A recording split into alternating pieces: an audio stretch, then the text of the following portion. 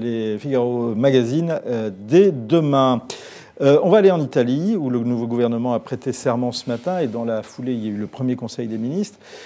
Alors, on l'a vu, on l'a pu le lire dans le Figaro ce matin, la gauche rafle tous les portefeuilles qui sont importants pour l'Europe, notamment l'économie, les finances et les relations avec Bruxelles. Les 5 étoiles, eux, conservent 10 ministères, dont celui des Affaires étrangères. Particularité, il sera occupé par le leader 5 étoiles, Luigi Di Maio. Et particularité, il ne parle pas anglais. Ceci dit, ça n'effraie pas pour autant Amélie de Montchalin, qui, elle, s'est dit plutôt rassurée, même pas plutôt, qui s'est dit carrément rassurée par ce nouveau gouvernement. C'est en tout cas ce qu'elle a confié à Guillaume Durand à Radio Classique. Ce qui est une bonne chose, c'est que la crise italienne ait pu être résolue. Ce qui est une bonne chose, c'est que l'Italie va pouvoir construire un budget. Je crois que la clé de cette affaire, c'est qu'il puisse construire un budget dans des conditions normales. Parce que le risque que faisait prendre Salvini à son pays, c'est que si son plan s'était déroulé comme il le voulait, il n'y aurait pas eu de gouvernement pour avoir un budget. Et vous savez comme moi qu'un pays sans budget, c'est un pays qui n'a plus de politique publique, c'est un pays qui devient dysfonctionnel. Est-ce que vous êtes rassuré, Marc, quand vous voyez ce nouveau gouvernement, comme l'est Amélie de Montchalin ? Amélie de Montchalin est naturellement optimiste. Moi, ça lui assure 10% d'espérance de vie en plus. C'est très bien. Mais elle est plus jeune que moi, de moins 15 ans, donc ça, effectivement. Moi, je suis par structure pessimiste ou négatif parce que je suis journaliste. Donc c'est mon métier que de chercher à être. Je ne sais pas. Franchement, je ne sais pas si on peut être objectif. En tout cas, je pense qu'il y a des faits qui parlent pour l'Italie. Les deux mouvements qui sont aujourd'hui au pouvoir, le 5 étoiles et le Parti démocrate, se sont jamais entendus et toujours combattus.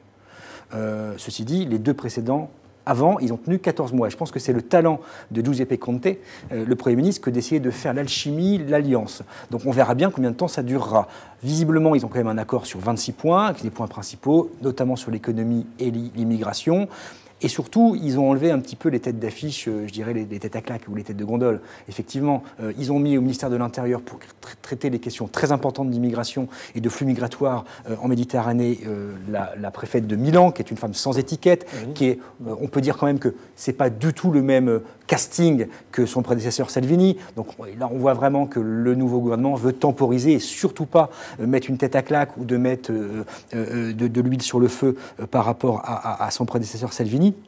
Et puis, là, je trouve que la deuxième décision qui pousse plutôt à l'optimiste, c'est la proposition de nomination de l'ancien Premier ministre Gentiloni comme haut-commissaire, qui est quelqu'un de unanimement apprécié, unanimement recommandé par l'ensemble de la classe politique italienne. Et donc, ces deux signes d'apaisement et plutôt qui montrent que ça va dans le bon sens par rapport à ce qu'on a connu et par rapport aux 14 mois qu'ont été cette alliance complètement surréaliste entre 5 étoiles et la Ligue du Nord. Et dans la série des têtes à claques, Matteo Renzi, qui se met très en retrait, Matteo Renzi, qui était l'épouvantail idéal pour les électeurs du mouvement 5 étoiles.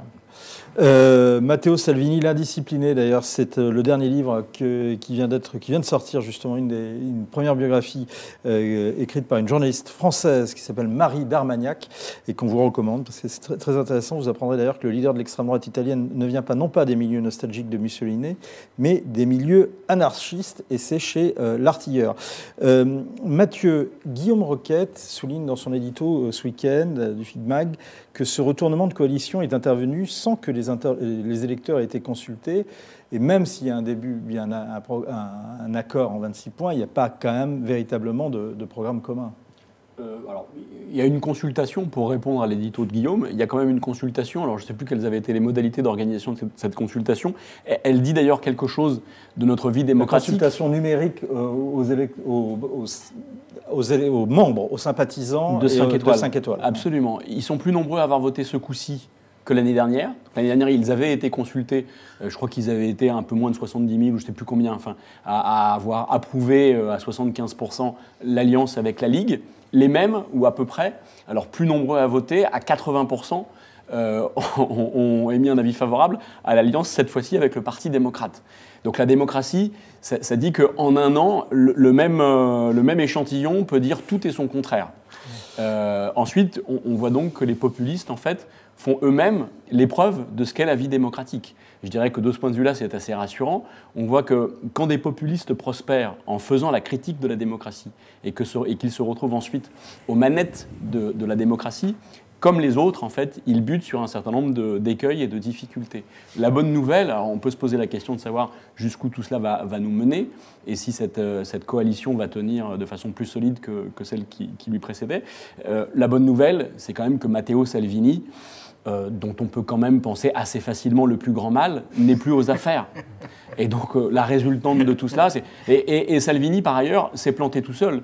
Il s'est, sur la plage, tiré tout seul, en fait, une balle dans le pied. Ce que nous dit cet internaute, la stratégie de Salvini a échoué. Cette alliance de gauche, par contre, ne changera pas grand-chose à la politique du pays, pense-t-il, sauf sur la communication qui sera plus lissée. J'y ajoute un dernier élément. Pendant très longtemps, la Ligue et le mouvement 5 étoiles n'étaient pas du tout sur la même ligne. Et je dirais même que quelques semaines avant la coalition de l'année dernière, il n'était pas, aux yeux de beaucoup de gens, plausible qu'ils puissent se réunir. Et à l'époque, leurs programmes électoraux étaient quasi antinomiques. Bon, ils avaient réussi il y a un an à passer un accord qui n'est pas nécessairement plus baroque que celui qui est passé aujourd'hui avec le Parti démocrate. Et on ne pensait pas que ça durerait autant. Et ça a tenu 14 mois. Bon, il y a un nom, Didier, qui revient quand on parle de l'Italie, qui n'est pas dans le gouvernement, c'est celui de Salvini.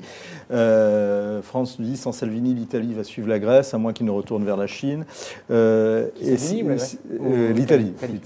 Sitch nous dit, soit les Italiens recommencent à accueillir les migrants et le gouvernement va chuter dans les sondages, soit il continue et l'UE va essayer de les bloquer un maximum.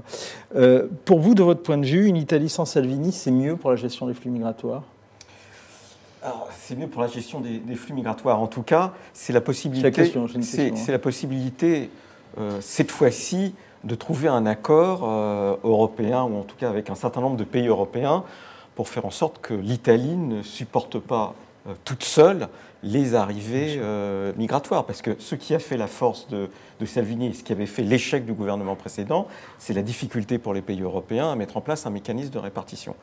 Et donc, je pense que ce gouvernement, enfin, si j'ai bien compris, va de nouveau accepter la règle de la mer, c'est-à-dire d'accueillir les bateaux au premier port sûr, et très souvent ça sera l'Italie ou Malte, mais l'enjeu pour les Européens, c'est d'arriver à avoir un mécanisme de répartition. Du reste, vous noterez, je ne sais pas si vous avez vu, mais que la France accélère les arrivées à partir de l'Italie des personnes qui ont débarqué.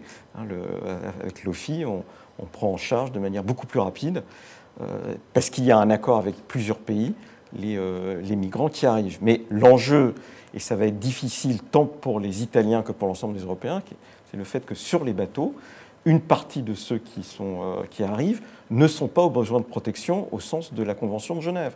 Et donc tout l'enjeu depuis des mois, c'est qu'est-ce qu'on fait de ceux qui ne sont pas en besoin de protection? Est-ce qu'il y a un mécanisme de répartition? La première nationalité qui a débarqué... Qu'est-ce que vous avez appelé le besoin de protection? Ça veut dire des gens qui seront reconnus par l'OFPRA comme pouvant bénéficier du statut de réfugié. Je rappelle que la première nationalité qui a débarqué en Italie l'année dernière, ce sont les Tunisiens.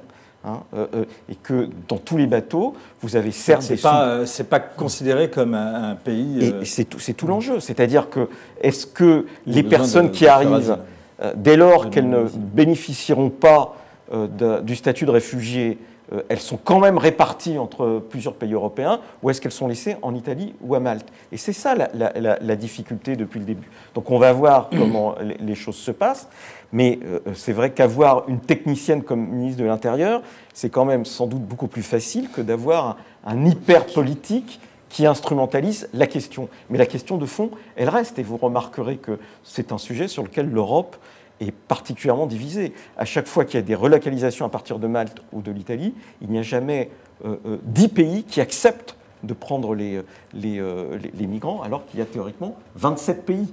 Et c'est toujours entre l'Allemagne, la France. La France est le premier pays à accueillir les relocalisés avec l'Allemagne, et puis on a le Portugal, l'Espagne un peu, et la Roumanie un peu ces derniers temps.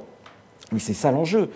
Et donc, s'il n'y a pas une capacité à retravailler et avec l'Italie, qui soit en même temps compris par la population italienne, bien évidemment, à la fin, on peut dire que malheureusement, Salvini peut revenir. Et là, il y a un enjeu extrêmement important. J'ajoute que les questions budgétaires ne sont pas minces, mais là, il y a des spécialistes beaucoup plus que moi. Mais la préparation du prochain budget, de savoir si les Européens acceptent ou pas qu'il y ait un déficit plus important que les 3% des critères de Maastricht, que, comme vous le rappeliez, Jean-Pierre Chevènement a souvent stigmatisé, eh bien c'est un enjeu important pour savoir si Salvini peut revenir plus fort ou pas. Alors, on peut toutefois supposer que, échaudé par une année très difficile avec l'Italie, avec les représentants du gouvernement italien, l'Europe se montre un peu plus constructive sur effectivement les deux sujets que sont les questions migratoires et par ailleurs la question des finances publiques. Puis c'est une question, Ce serait assez malin. Si je vous mets une baffe, ça ne va pas forcément faciliter le débat. Alors que si je ne fais pas le geste, on parlera plus facilement. Emmanuel, dans l'opinion, ce changement en Italie, ça rassure, ça inquiète? Dans l'opinion française, franchement, aujourd'hui, j'en sais rien. Je sais juste qu'on n'aimait pas du tout Matteo Salvini et que de le voir dégager sera probablement un soulagement. Luigi Di Maio étant beaucoup moins connu. Ce qu'il va falloir scruter, c'est l'opinion italienne, et notamment ceux des électeurs du mouvement 5 étoiles. C'était très juste de rappeler qu'ils n'étaient pas alignés, les électeurs n'étaient pas alignés non plus avec les électeurs de Salvini. Et c'est pour ça que le mouvement 5 étoiles, d'ailleurs, entre les élections générales du mois d'avril 2018 et les élections européennes, sont passés de 31 à 17%. Les électeurs n'ont pas aimé que ce soit Salvini, finalement, qui incarne la ligne directrice à laquelle, avec leur vote, ils avaient contribué. C'est ça l'analyse. C'est pas que une partie des électeurs de 5 étoiles sont partis chez Salvini.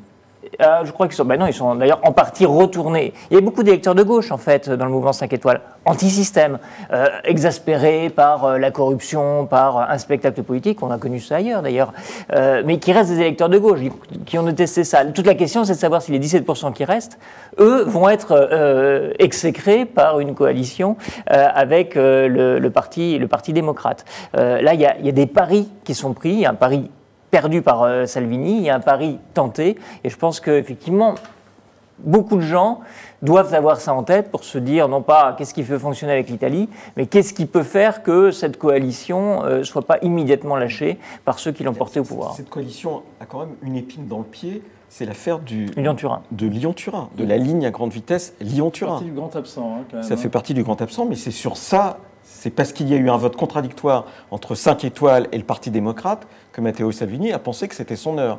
Mais c'est un sujet important parce qu'il faut quand même se rappeler que la base électorale essentielle de la Ligue, c'est quand même le Nord.